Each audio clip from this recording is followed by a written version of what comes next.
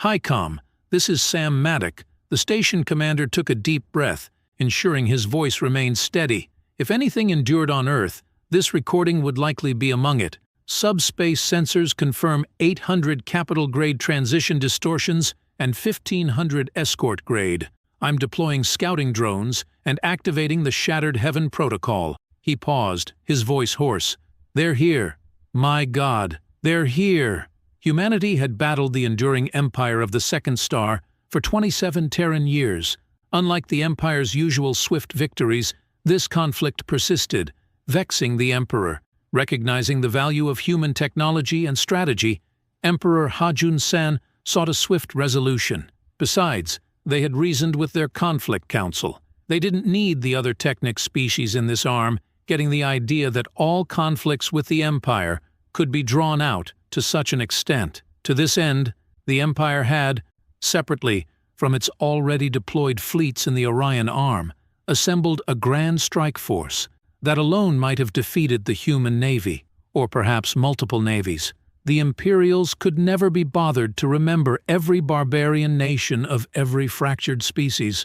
By the time the strike force of fleet, really, or even two, had fully assembled about 30 million kilometers outside the orbit of Pluto, it was composed of 877 capital ships and 1,743 escorts, not including logistical assets. In comparison, the unified nations of humanity had been able to assemble 106 capital ships, if one was generous to some of the cruisers, and 308 escorts.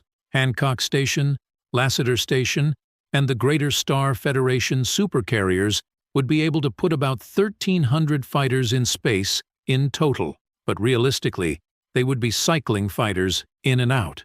The Shattered Heaven Protocol would awaken dormant system defense-sized interplanetary strategic munitions scattered through the system and use every military and government satellite's secret routines to guide themselves to their targets. The huge, heavy missiles could each carry a couple dozen submunitions, but if they were intercepted before their terminal phase, all of those would go down with them. The fact of the matter was that despite the humans' knowledge that they had been steadily losing for 27 years, they hadn't expected the enemy to be in Sol until about 5 weeks before.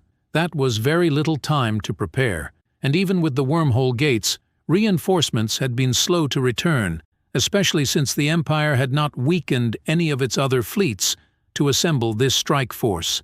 Indeed, that was the reason many human governments had decided that the Empire could not possibly be gearing up for a deep strike, and so, humanity's last line of defense assembled to lose their final battle. 3 weeks before, I must implore the Council to reconsider. The Phils, appearing much like a strange wolf standing on its hind legs, sank into a distinctly defensive posture as he addressed the leaders sitting about the low table before him. One of them replied to him in a dismissive tone, "Grand Defender of the Realm, there is simply no reason for us to come to the aid of the humans. A debt of honor is, at best, an outdated nicety we assigned to a species we've gone to conflict with before." Something snapped in Grand Defender of the Realm, Sings with Fire's eyes. Something kindled. His body rose up to its full, intimidating height, his sash and the colored mark tied to his right arm flashing. An outdated nicety? Why even offer them that, when we have no honor of our own with which to judge others worthy of it? You in particular have no honor, Counselor, and I dare you to challenge me on that.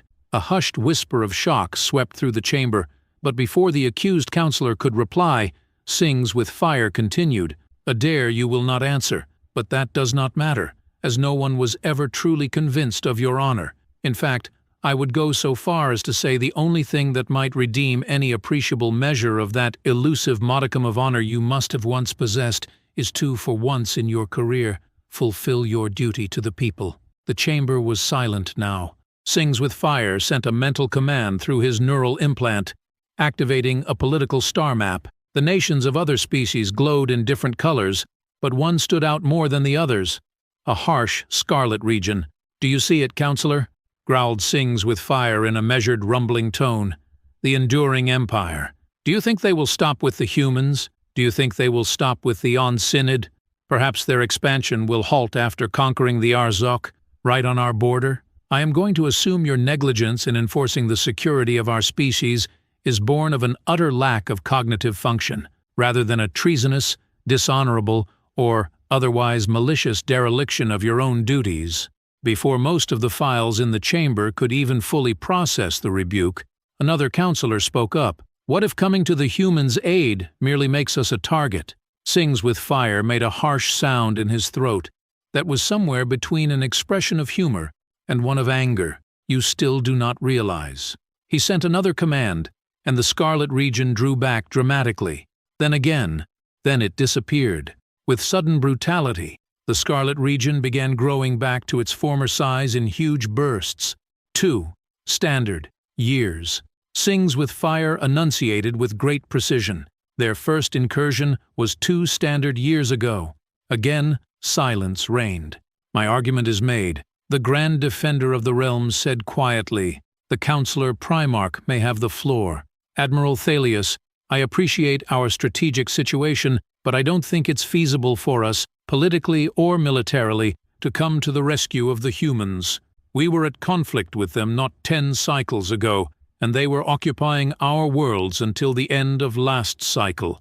Admiral Thalius, the Greater Sansin Union's Director of Military Intelligence, sighed inwardly. He knew the senator was probably right, but he also might have been fatally short-sighted. Thalius wasn't about to allow himself to lose focus on the big picture, not when everything he'd worked so hard to build was at stake, not when his family might ultimately suffer at the hands of tyrants again.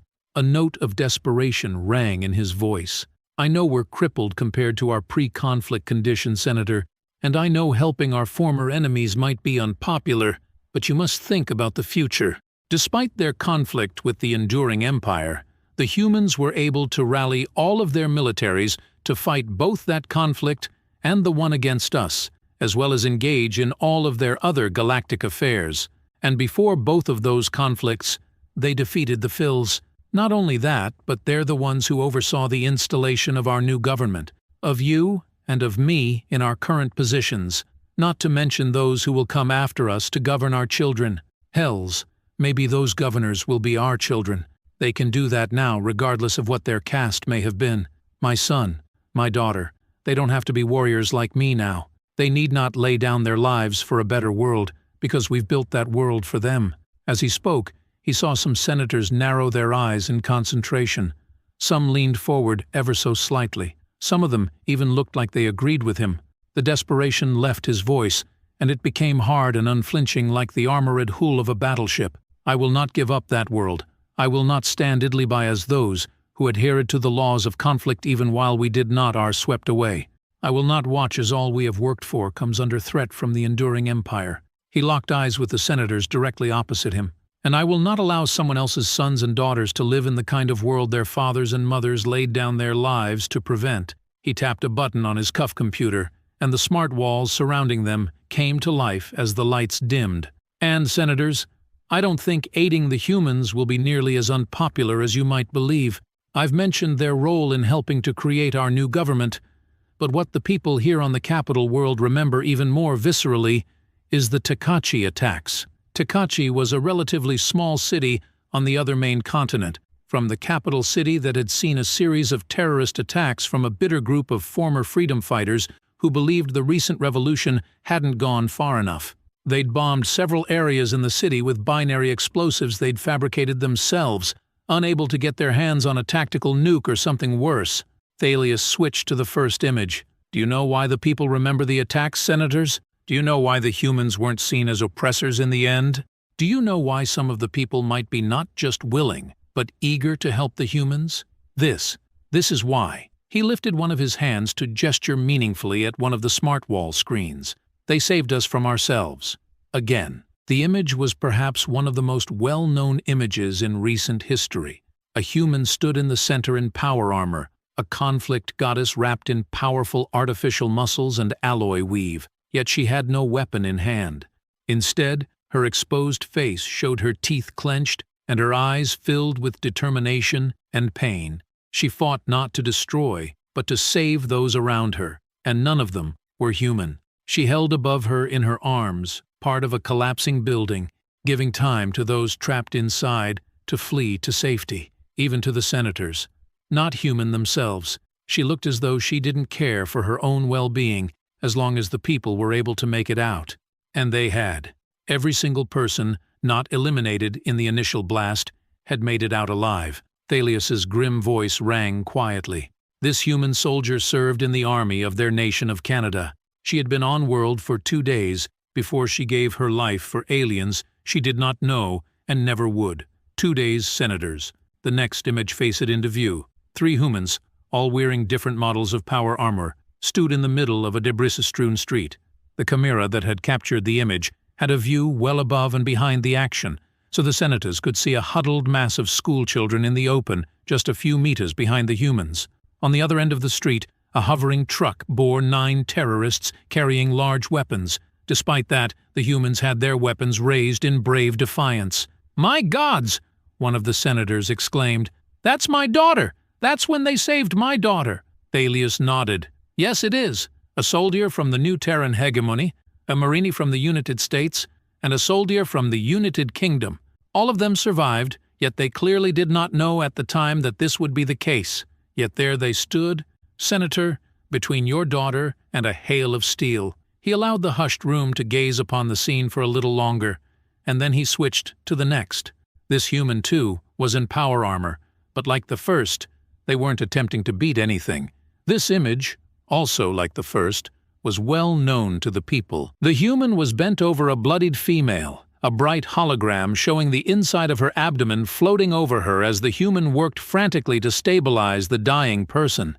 The red crescent emblazoned on her armored bicep identified her as a medic, specifically of the new Mecha Republic. "That woman she's working so hard to save bled out despite her best efforts," Thalius said. "And do you know what she did? She did not stop.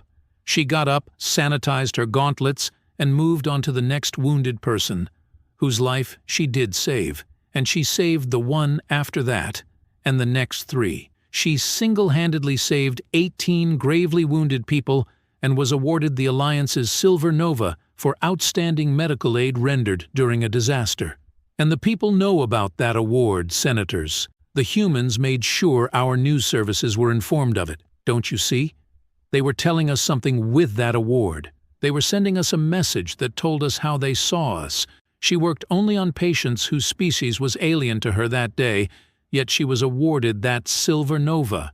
She was awarded a human medal for saving our people. They saw the saving of those lives, the same way they see the saving of human lives. There was no distinction made between our people and humans in the text that accompanied the award.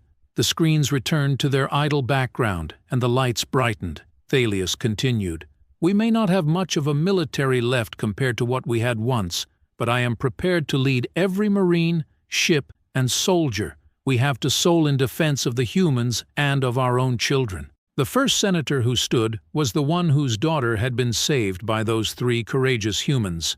The children of the stars were a race, if they could even be classified as such, of what had once been protostellar matter, though they might have been something else even before that. Vast electrical storms and chemical interactions formed their thoughts, and usually these thoughts were slow, deliberate. They were not slow now, though they were still quite deliberate. The humans are in danger. The first put forth. Memories of how the children perceived the humans flickered between vaguely defined clouds of plasma and gas and wildly twisted matter. "They are good to us," the second sent back. "We spoke with them. They listened. They knew their ships could hurt us with their star jumping. They knew we could not fight them, and they knew they could gain more, valuable things for themselves if they did not heed us. Yet they did. The third had the strongest signal of all. They defended us. They sent their vessels of conflict and defended us. More, they sent their vessels of those who would seek knowledge. They spoke to us more. They helped us to explore our own past and vastly expanded our capability to understand the universe around us." The first replied, a flash of energy stretching out across the heavens for over a light week. "We must defend them. We must defend the humans." The second cried out as well. "Gather the ships, ready the shells. This shall be our gift to them, our evolution into beings of action, into beings who can defend those who would defend them." Elsewhere, a Rowary scientist stood before his king. showing him just how much effort and resources it took for human scientists to cure the reaping plague. He pointed to charts, showed diagrams, held up a container of dead crop samples to show just how deadly the plague had been to their crops. Even when the plague had jumped from crops to Rowari, and then from Rowari to humans, even when the human scientists had been utterly horrified to learn that it was an ancient nano-weapon, they hadn't stopped in their quest for a cure. In the end, they'd succeeded, and then they had left. But the Rowari has learned from them. Their medical and agricultural technology leapfrogged decades or even centuries of development. The Rowari had bartered, stolen, and reverse-engineered technology from interstellar civilizations that had passed through their local wormhole. They'd used starships adapted from human technology to win sovereignty over that wormhole, and the transit fees had made them very wealthy after that. In fact, they'd recently constructed several new battleships, and the Navy wished to test them in combat. The king stood, his face thoughtful, and then he looked down at the scientist. He bade him to rise, placing a hand on his shoulder. As they saved us cycles ago, so shall we save them. On yet another world, a counselor argued bitterly with a rival pacifist about the definition of a just conflict. It was the humans who taught us of just conflict, he roared. They made contact with us during a planet-wide civil conflict between 6 different factions. We were slaughtering each other with reckless, genocidal abandon. We were detonating tactical warheads in rural villages, gods be damned. Yet the humans saw us not as the monsters we were, but as the civilization, the nation we could be. Before they came, our languages had no words for any sort of justice or morality in conflict, because we had deliberately disposed of the concepts long ago. Do you not comprehend what the gods are calling us to do? What we are destined to do in order to redeem ourselves? 2 of his 6 fists slammed down on the table in front of him. There is not even a choice. We come to the aid of the humans, or we betray what we have become. A Chixikut raised a ceremonial sword against the enduring empire, using its own ichor to paint the symbol denoting soul on its abdomen. A race of machines integrated with each other's minds to remind themselves that humans had taught them of independence and individuality. The Siljurtuk, who had only recently accepted a permanent human ambassador in their space, gathered the greatest fleet they'd ever assembled, simply because the ambassador had been kind to one of them. First impressions were quite important in their primary culture. The Kisodoraki collective called a ceasefire with their cousin species of the Hullark Confederacy so that their emissaries might speak of a greater threat to themselves than each other's territorial disputes. The emissaries had quickly become great friends, and they decided that the first thing their nations should do to cement further cooperation should be to answer the humans' call. The alliance, after all, had given them better warp drives. Their disputes no longer meant anything. A Hivamind on a small moon in a remotest system absorbed a scout polyp and its knowledge. The humans were in danger, the same humans who had healed it when it had encountered a great disease in the depths of its original world. In seconds, it had made its decision. The aquatic Masumati Mensa were not a particularly technologically inclined people, and they had no concept of conflict. But they did have a concept of support, and they did understand danger. They could no longer use the great weapons in the ancient armory at the core of their 3rd moon, but the humans and their allies could. They passed along these weapons to the next Phil's freighter that moved through their system with a message composed of the most beautiful, melodic Masumati Mensa speech that could be conveyed in wavelengths humans could hear. They sang of hope and support. They sang of their love of human symphonies. They sang of a future for humans. Every species, every nation, every culture, and every ethnicity on every planet humans had interacted with, in some positive way, heard the humans' call for help. They heard their rallying cry. They heard the response of the Sylv, the Flichans, the Rowari. They saw the great dreadnoughts the children of the stars had fashioned from their own bodies closing in on Sol. They saw the Rowari's fleet, a small but feisty force drawn mostly from its own capital system, speed towards humanity's home system, calling all who they passed to arms. The Frotnarl, the Chixikut, the Collective, and the Confederacy. Destroyers, frigates, cruisers and carriers, the great battlecruisers and battleships and dreadnoughts of all of humanity's friends, allies, and defenders all filled the hyperlanes into Seoul. Well guys, if you liked this video and want a particular HFY story, comment below with its title. Also subscribe to the channel, hit the bell and like the video. But most important, leave a comment. Until the next video.